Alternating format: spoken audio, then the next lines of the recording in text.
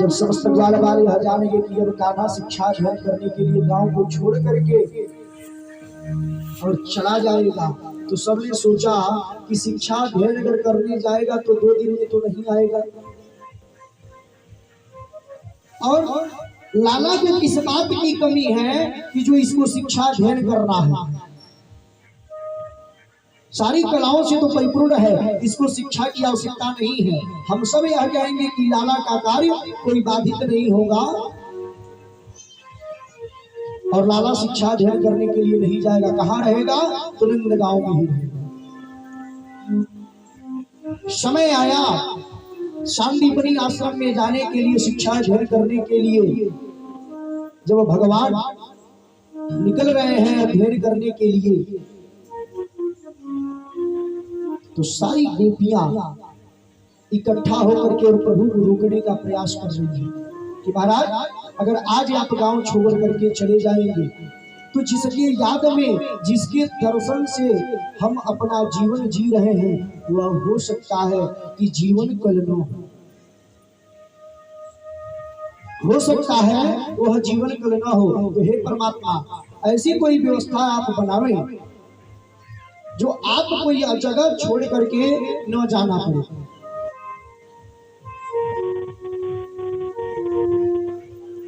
शिक्षा का उद्देश्य है, आप शिक्षा अध्ययन करने जा रहे हैं तो आज और कल में नहीं आ पाएंगे, कितने दिन में आपकी शिक्षा पूर्ण होगी, और जब शिक्षा पूर्ण होगी तब आप आएंगे।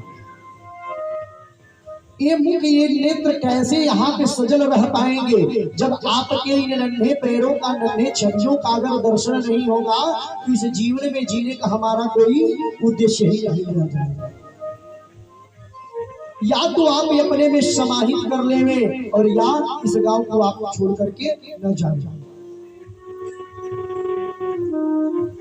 तो मन में,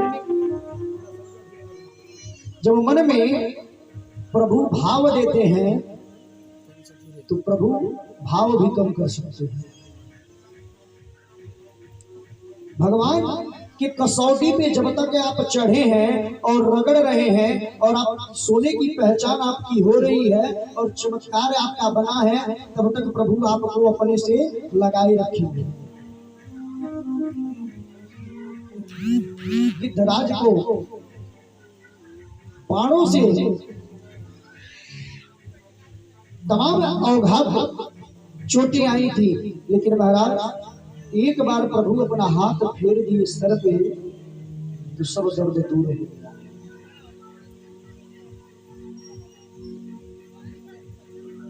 आज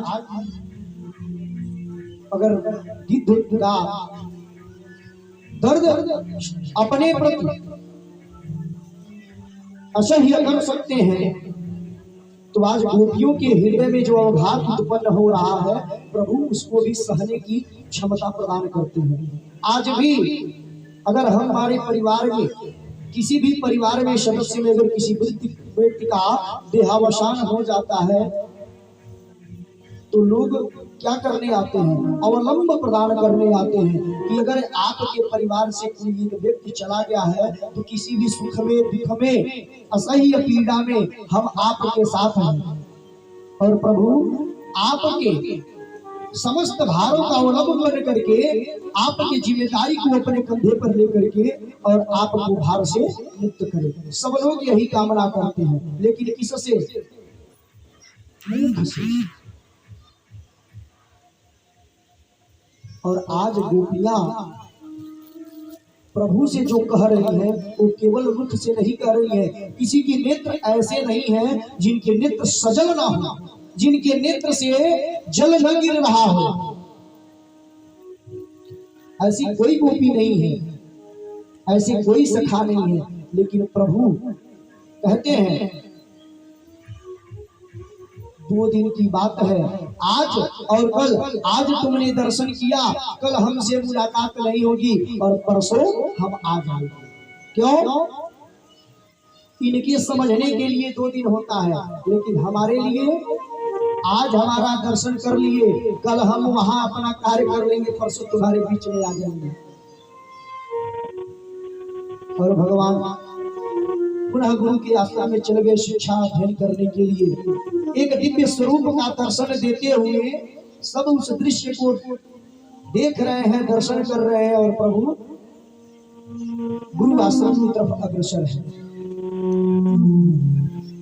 अब सब यह सोचते कि मेरा कान्हा यह है, कि मेरा कान्हा वह है। जहां देखे वहीं उनको कान्हा नजर आ रहा है। सबके सब वियोग में डूबे हुए थे और प्रभु के दर्शन पाकर के सबके मन में अंतः में हास्य परिहास की भावना उत्पन्न हो गई, क्योंकि प्रभु की कृपा प्राप्त हुई। उनके दुखों का अवलंब स्वयं भगवान अपने कंधे पर लिए। और प्रभु रहे कितना दिन है सांदीपनी आश्रम में? 12 वर्ष रहे हैं।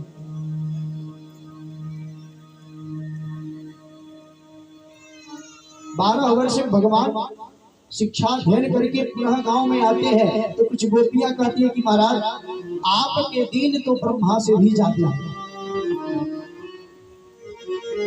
आज जा रहे हैं, कल रहेंगे और परसों आ जाएंगे, तो परसों आज आपका 12 वर्ष बाद होगा।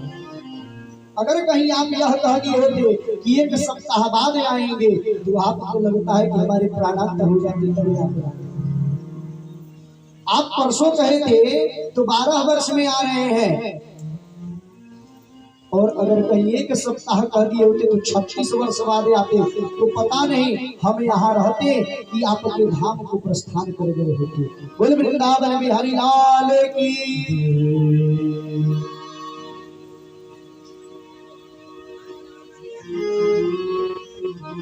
प्रभु अपने सखाओं गोपियों के साथ पुनः नंदगांव में अपनी लीलाएं, अद्भुत चमत्कार, दर्शन, स्पर्श, तारण, मारण, मोह, वश्य आदि कार्यों को पुनः प्रारंभ करते।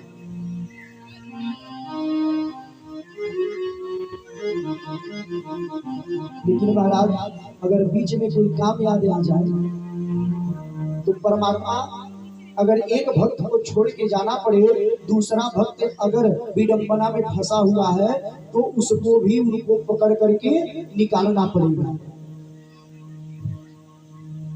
अगर आवश्यकता पड़ जाएगी कि आज ये विरह में है और सुखी व्यक्ति के पास हम बैठे हैं, तो भगवान ने संकोच सुखी व्यक्ति को छोड़ करके और जो गाढ़ में पड़ा होगा, विपत्ति में पड़ा होगा, उसके पास चले जाएंगे।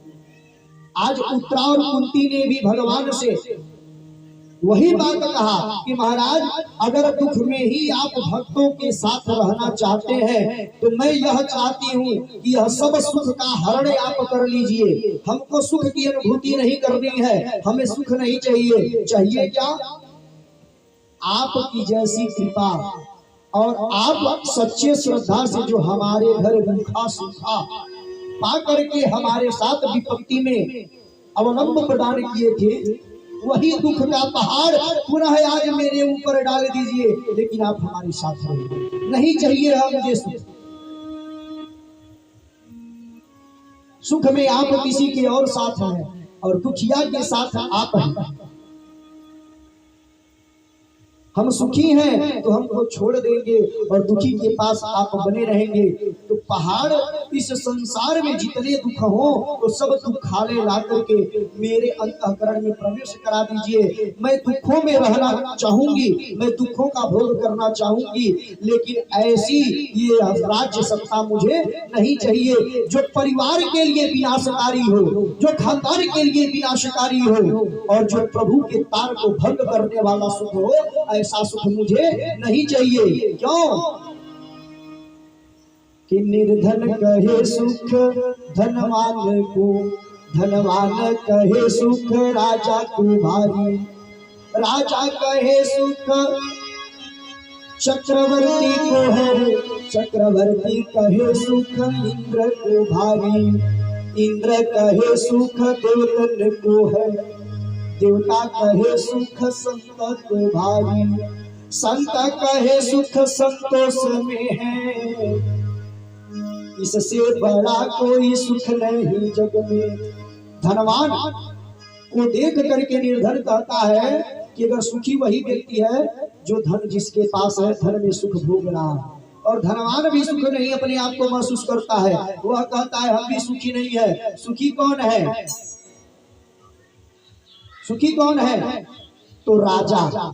राजा कहता है हम कहाँ सुखी हैं, हमको तो चारों तरफ से आक्रमण करके घेर लेते हैं। कभी मंत्री मर जाता है, कभी मेरा पुत्र मर जाता है, कभी कभी स्वयं नष्ट हो जाते हैं, कोई दूसरा राजा बनता है, हम भी सुखी नहीं है। सुखी कौन है? तो चक्रवर्ती सुखी है। चक्रवर्ती कहता है हम भी सुखी नहीं है। तो सुखी कौन है? इंद्र सुख है। इंद्र के इतना बड़ा सुख किसी को पास नहीं है। इंद्र क्या कहते हैं कि हमको भी सुख नहीं है, सुख हमको छोड़ करके और समस्त देवताओं को सुख है। और देवता क्या कहते हैं? सुख तो हमको भी नहीं है। सुख किसको है? संत को है। सुख संत को भारी। लिखा है, आप सबके जिह्वा पे याद होगा तो एक बार बोलेंगे, कोई तन दुखी कोई मन दुखी, कोई धन बिन रहत उदास, थोड़े थोड़े सब दुखी, सुखी राम के दास।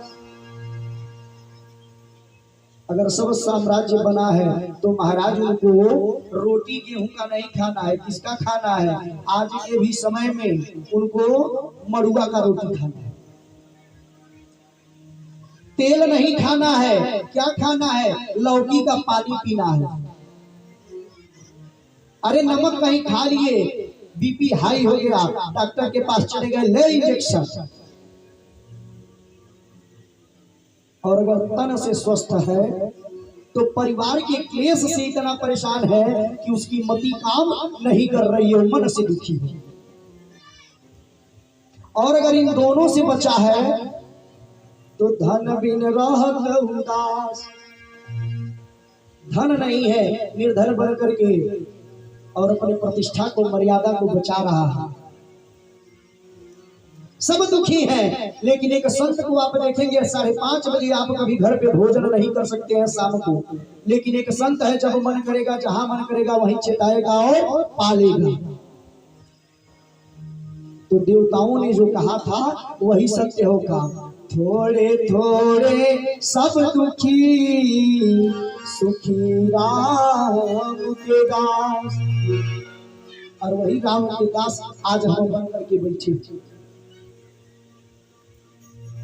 सब कथा श्रवण कर रहे हैं, किंचित कोई व्यक्ति ऐसा होगा जिसको इस समय परिवार का याद आ रहा हो। जब यह ताली बज जाए, कानों में प्रभु के आवाज जाने लगे, भजन कीर्तन जाने लगे और प्रभु की प्रतिबिंब दिखाई देने लगे, तो परिवार को वहीं छूट जाता है। वही माया छूट जाता है। और जिसने माया का त्याग कर दिया फिर उसको बार बार इस धराधाम पे आने की आवश्यकता होती ही नहीं। हमारे सुखदेव जी ने भी 12 वर्ष गर्भ में रहा। उनका यही मानना था कि मैं प्रभु से आदेश पा करके ही, बोल वृंदावन बिहारी लाल की, मैं माइक में बोल रहा हूँ, मेरा आवाज उतना तेज जा रहा है नहीं जा रहा है मुझे नहीं पता, लेकिन चश्मा लगाए चाचा बैठे हैं, उनका आवाज हमारे पास आ रहा है। बोल वृंदावन बिहारी लाल की।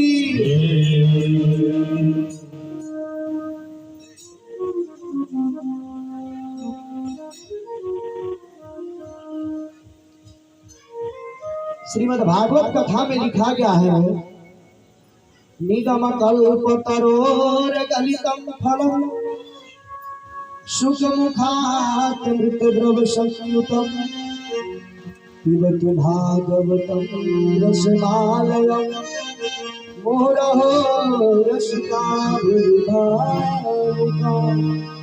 आपके इस बैनर पे भी लिखा होगा, पिबतु भागवतम रसमालयम मुहुरहो रसिका विभावका। क्योंकि कथा में कौन बैठने के लायक है? बैठना सब जानते हैं, सुनना कौन जानता है? तो कैसा हो, रसिक हो, भावुक हो।